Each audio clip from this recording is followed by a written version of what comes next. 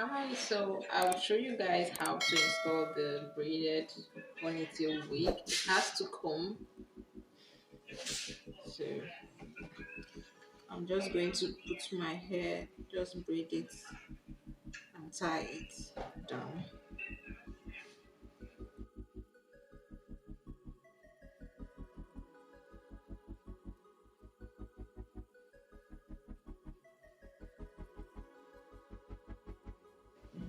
So it has two combs. I will be putting the first comb at the beginning of the trickle and the second comb at the end of the trickle, and then I will draw the drawstring and put the stop at the ending.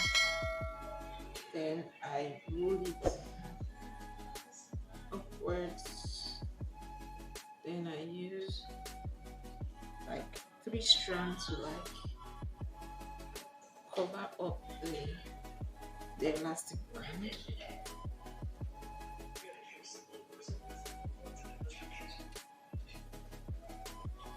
So you can actually rock it like this. You can actually rock it like this, or like this, or you can put it upwards.